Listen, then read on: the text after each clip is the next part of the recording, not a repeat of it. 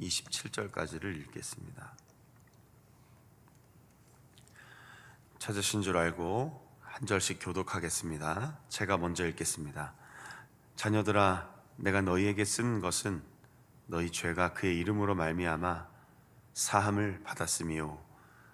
아비들아, 내가 너희에게 쓴 것은 너희가 태초부터 계신 이를 알았으며, 청년들아, 내가 너희에게 쓴 것은 너희가 악한 자를 이기었습니다. 아이들아, 내가 너희에게 쓴 것은 너희가 아버지를 알았으며, 아비들아, 내가 너희에게 쓴 것은 너희가 태초부터 계신 이를 알았으며, 청년들아, 내가 너희에게 쓴 것은 너희가 강하고 하나님의 말씀이 너희 안에 거하시며 너희가 흉악한 자를 이기었음이라. 이 세상이나 세상에 있는 것들을 사랑하지 말라.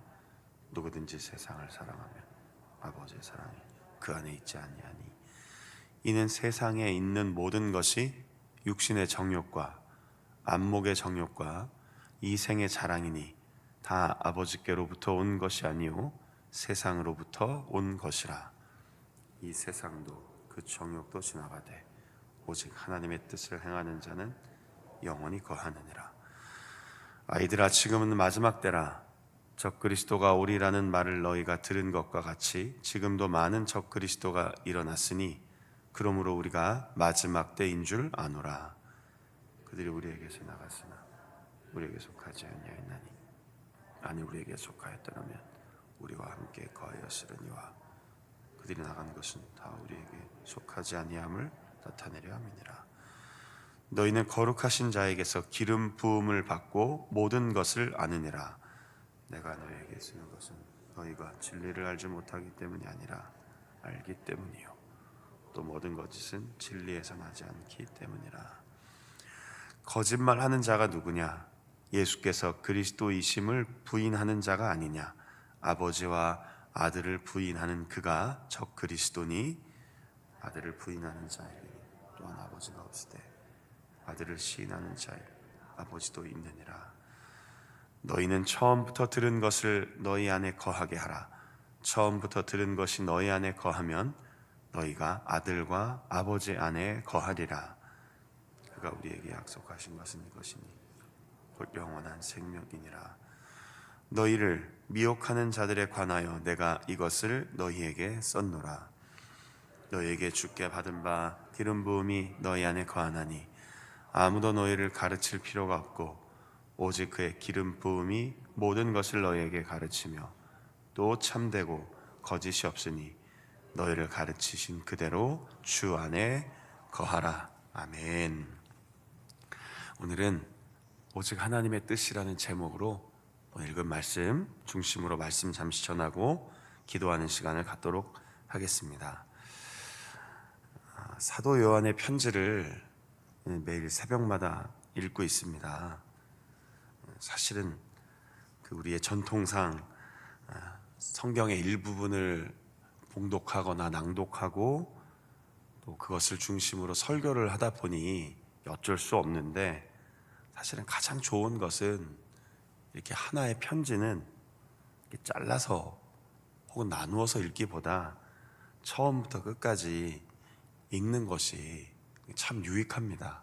그런데 새벽 시간이 한 30분 이내로 정해져 있기 때문에 나누어서 읽기는 하지만, 오늘 사도 요한의 이 편지를 읽으면서도 보면 좀 많은 사람들에게 읽혀지기를 바라는 것 같아 보입니다.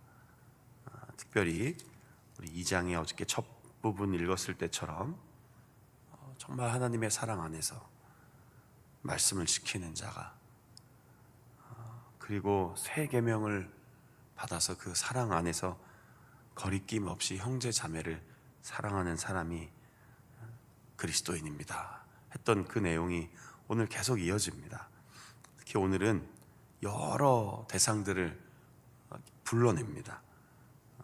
반복되긴 하지만 자녀들아, 아비들아, 그리고 청년들아, 아이들아. 사실은 신약 성경에 특별히 요한복음이나 요한서신에 등장하는 그 형제들이여 라고 하는 것은 종종 말씀드리지만 성도들을 말하는 호칭입니다. 그렇다면 이제 오늘 여기에 나오는 자녀들도 동일한 의미입니다. 우리 성도님들이여, 우리 그리스도 예수 안에 있는 우리 성도님들이여, 이런 표현이라는 거죠. 그래서 12절 오늘 이렇게 시작하죠. 여러분에게 이 편지를 쓰는 것은 여러분의 죄가 그의 이름으로 말미암아, 예수 그리스도로 말미암아, 그 예수 그리스도의 십자가 사건으로 말미암아 모두 사함 받았기 때문입니다. 그러니까 용서함을 받은 사람들에게 보내는 편지라는 뜻입니다. 오늘 이 새벽에 우리도 동일한 하나님의 사람들, 자녀들이죠. 그래서 그런 마음으로 함께 읽었는데요, 좀 몇 가지 살펴보도록 하겠습니다. 특별히 오늘 성경에 보면 아주 좀 유명한 말씀이 좀 있죠. 15절에 보니까 세상을 혹은 세상에 있는 것을 사랑하지 말라 얘기하고 있습니다. 아비들에게도 이야기합니다. 연륜 있는 성도들인 거죠. 자녀들은 조금 전에 말씀드린 것처럼 여러 성도들을 부르는, 근데 혹시 신앙에 좀 처음 시작한 사람들일 수도 있습니다. 청년들은 오늘 우리에게는 청년이라고 하면 20대에서 30대 좀 대학생이나 아직 결혼하지 않는 미혼처럼 느끼지만, 여기서 말하는 이 청년들은 활력 있는, 좀 힘 있는 그 중진들, 그러니까 한 40, 50대까지 청년이라고 부를 수 있는 겁니다. 아이들은 훨씬 더 나이가 좀 어린, 또는 신앙을 처음 접한 이들, 이렇게 좀 이해하시면 좋을 것 같습니다. 그러니까 사도 요한이 저희들에게 나이대별로 구분한 것처럼 하려고 한 게 아니라 모든 성도들을 불렀다는 것입니다.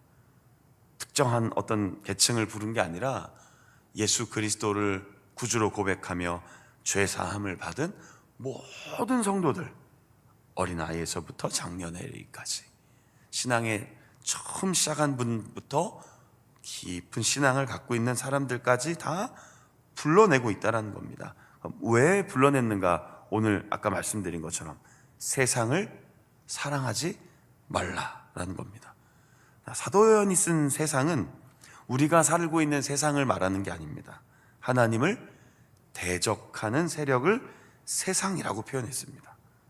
하나님을 대적하고 악한 일을 도모하고, 특별히 18절 이후에 반복해서 나오고 있는 적 그리스도, 바로 그 대상을 향하여 사도 요한은 교회를 깨웠고, 교회에게 진리를 굳게 세우고 믿음으로 살아가라고 권면했다는 것이죠. 우리도 마찬가지입니다. 오늘 1월 3일인데요 새해를 시작하고 말씀과 기도로 살아가고, 또 이렇게 강단에 보면 또 비전도 적혀 있고, 여러분들이 새해 선택하고 뽑은 말씀도 있고, 또 한 해의 신앙 안에서 이렇게 살겠습니다 결심한 그 모든 것들을 마음에 담고, 우리도 하나님이 주신 이 삶 속에서 하나님을 대적하는 것을 사랑하지 않기를 간절히 부탁드립니다. 나도 모르게 하나님을 대적하고 하나님의 뜻이 아니고 하나님이 원하시지 않는 삶에 내가 들어가서 힘겨워하고 무너지고 어려워하는 삶이 아니라 죄사함 받은 믿음의 삶. 13절 끝에도 얘기하죠. 여러분들이 악한 자를 이기었습니다. 14절 끝에도 또 얘기하죠. 여러분들이 흉악한 자를 이기었습니다. 승리하는 삶을 살기를 간절히 소망합니다. 자, 두 번째는요, 그런데 이 세상에 있는 것이 무엇인지를 설명하고 있습니다. 너무 잘 아는 요절이죠. 암송구절 같은 아주 익숙한 구절인데 16절 다시 보시면 세 가지를 이야기하고 있죠. 육신의 정욕, 안목의 정욕, 이생의 자랑. 육신의 탐욕을 말하는 겁니다. 욕심을 말하는 것이죠. 우리 몸에서 일어나는 모든 것들은 하나님이 주신 선물입니다. 식욕, 하나님 주신 선물입니다. 여러분, 사람이 아프고 힘들면 벌써 음식이 들어오지 않습니다. 오늘 혹시 아침 이렇게 끝나시고 혹시 어디로 아침 식사하시러 갈 계획들 있으십니까? 너무 이른 새벽이라 좀 아침부터 뭐 많이 안 드시죠? 그런데요, 건강한 분들은 아침부터 막 식사 잘 하십니다. 먹고 싶은 거예요. 이건 하나님 주신 선물입니다. 그런데 이게 지나치면 악이 되죠. 이게 참 흥미로운 겁니다. 하나님 분명히 음식을 보면 와, 맛있겠다, 맛있습니다, 잘 먹었습니다, 이게 하나님 주신 선물인데 그 일정 부분을 넘어서면 몸을 해치거나 더 먹고 싶어서 남의 것을 빼앗거나 욕심을 부리는 것이죠. 그의 육신의 정욕은 이 모든 인간의 욕망을 말하는 겁니다. 감각적인 쾌락도 들어가 있습니다. 그런데 두 번째, 안목의 정욕은 그 정욕을 보는 것을 또 말하는 겁니다. 그러니까 1차적으로는 모든 욕망을 언급한 후에 그 욕망을 사람이 어떤 경로로 받아들이냐 봤더니 다 눈으로 보는 데서부터 일어난다는 것입니다. 그러니까 에덴 동산에서도 아담과 하와가 죄를 짓기 직전의 모습이 보면 보기 시작하잖아요. 사실 안 보면 되거든요. 근데 사람이 참 신기한 게 또 보지 말라 그러면 보고 싶어집니다. 어디 가서 접근 금지 하면 접근해 보고 싶으신 적 없으셨습니까? 만지지 마시오 그러면 한 번쯤, 들어오지 마시오 그럼 한 번쯤. 이게 사람 마음에 일어나는 욕망인데요, 그 욕망의 모든 시작이 보는 데서부터 일어난다는 것이죠. 그래서 새해에는 보는 것이 하나님 뜻 가운데 있기를 기도해야 합니다. 내가 보고, 내가 바라보고, 내가 보고 싶어 하는 것이 세상, 그러니까 하나님과 대적하는 것이 아니라 하나님의 뜻을 이루는 선한 삶이 되기를 기도해야 하는 것이죠. 마지막 세 번째는 이생의 자랑입니다. 뭘 자랑하십니까? 우리 성도님들 혹시 가까운 이렇게 지인들을 만났을 때 이거 이렇게 자랑하고 싶은 게 뭡니까? 대부분 좋은 거죠. 비싼 겁니다. 성공한 겁니다. 잘 된 겁니다. 그런데 기억하십니까? 사도 바울은 잘 안 된 걸 자랑합니다. 약한 걸 자꾸 자랑합니다. 아픈 걸 자랑합니다. 내가 다 잃었습니다. 내가 다 빼앗겼습니다. 내가 예수 그리스도 안에서 다 잃어버렸습니다. 그럼 사람들이 뭐라고 할 것 같습니까? 에이, 그게 무슨 자랑거리입니까? 그래서 예수 그리스도께서 내 안에 계십니다. 나는 다 잃어버렸고, 나는 다 빼앗겼고, 나는 건강도 잃었고, 나는 세상적인 기준에서 성공하지도 못했지만 지금 이 가는 길, 내가 받은 사명의 중심에는 나를 사랑하시는 예수님이 계십니다. 이걸 자랑했다는 겁니다. 그런 의미에서 오늘을 살아가는 우리 많은 그리스도인들은 여전히 어떤 의미에서 나의 지위, 부, 성공 이것들을 자랑하며 살아가고 있을지도 모릅니다. 결국 그 자랑 끝에는 교만해집니다. 헛되어 바람을 잡는 걸 자꾸 자랑하는 겁니다. 우리가 자랑하는 대부분은 안개와 같은 것들이 많습니다. 하지 말라는 게 아닙니다. 때로는 좀 드러내셔야죠. 우리 교회가 잘한 일들 주보에도 소식 내잖아요. 성도님들의 소식 중에 잘된 일들 우리가 알려주고 축하하고 축복하잖아요. 그건 선입니다. 그런데 그 정도를 넘어서면 또 악이 됩니다. 사람들 마음을 힘들게 합니다. 비교받고 비교당하고 힘겹게 만듭니다. 그래서 사도 요한은 이 세 가지를 아주 중요하게, 이건 아버지로부터 온 것이 아니라고 얘기하는 겁니다. 우리의 탐욕, 보는 것으로 시작된 우리의 욕망들, 하나님을 자랑하는 것이 아니라, 그 은혜를 드러내는 것이 아니라 나를 자랑하기 시작할 때 우리는 아버지께로 속한 것이 아니라 세상을 사랑하는 사람들이 된다는 것이죠. 그래서 오늘 17절에 뭐라고 얘기합니까? 마지막으로요, 이 모든 것들은 다 지나갑니다. 사라집니다. 그러나 우리 그리스도인들은 뭐를 붙잡아야 되는 것이죠? 오직 하나님의 뜻을 행하는 사람이어야 합니다. 이것과 바로 적대적인 게 오늘 성경에 등장하는 적그리스도입니다. 이 적그리스도에 대한 오해는 굉장히 많습니다. 뭐 어떤 모습을 갖고 있고 어떤 사람일 거고, 심지어는 이 시대에는요, 이 적그리스도를 어떤 식으로까지 이해하고 묘사했냐면요, 게마트리아라고 해서 헬라어에는 그 단어의 숫자가 있습니다. 그래서 사람 이름을 숫자로 다 내면 어떤 특정한 사람이 666도 나와갖고 이 사람이 적그리스도다고까지 오해했는데, 뭐 그럴 수도 있고 아닐 수도 있는데, 그걸 말하고 싶었던 게 아닙니다. 무슨 뭐 영화 같은 추리 소설과 같은 암호를 여기다 심어놔서 이 사람이 적그리스도야, 이게 성경의 의도가 아닙니다. 하나님의 뜻 가운데 살지 않는 사람은 결국 그 끝이 어디로 가는 겁니까? 하나님을 대적하며 아들을 부인하고 하나님 안에 거하기를 싫어하고 예수 그리스도 안에서 살기를 싫어한다라는 겁니다. 그러나 구원받은 우리는 진리 안에 살아야 하고요, 거짓 없이 살아야 되고요, 선한 일을 위해 살아야 하고요, 우리를 부르신 그 자리에서 복음을 전하며 교회를 하나 되게 하며 성도들을 세우고, 여기 불렸던 다양한 계층들, 아비들, 자녀들, 청년들, 아이들, 그 모든 세대가 오직 하나님의 뜻을 행하며 살아가기를 바라며 노년의 사도 요한은 편지를 쓰며 진리 안에 거하라고 권면했다는 것입니다. 오늘 말씀을 이제 마치면서 우리 올 한 해 거짓에 미혹되지 않기를 기도합시다. 거짓에 자꾸 속는 겁니다. 우리가 늘 악한 영과의 싸움도 얘기하고, 사단이 우리를 뭐 유혹한다 이런 표현도 쓰시고, 제가 좀 마음에 시험이 들었습니다 라고 하죠.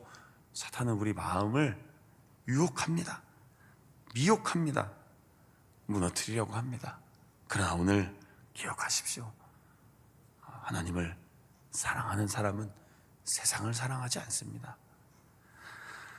잠시 넘어질 수 있지만 오늘 이 세 가지 늘 깨어 기도하며 주의하며 살아갑니다. 무엇보다 하나님의 뜻을 행하며 영원한 삶을 소망합니다.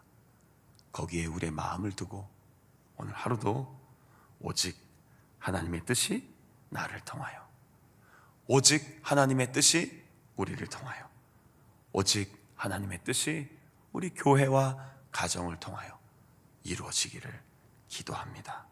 이렇게 구하며 오늘도 한날의 삶 속에 믿음으로 살아내는 하나님의 자녀들, 주님을 따르는 그리스도의 제자들로 승리하시기를 우리 주님의 이름으로 축원합니다. 오늘 한날의 삶도 승리하십시오. 기도하겠습니다. 하나님, 오래전 마지막까지 하나님께서 사명을 주셨기에 생존했던 노년의 사도 요한의 편지를 매일 새벽마다 읽고 있습니다. 오늘 읽은 부분에 분명한 주제를 기도의 제목으로 삼습니다. 세상에 있는 것들을 사랑하지 않겠습니다. 하나님을 대적하는 것들에 유혹당하거나 미혹당하지 않겠습니다.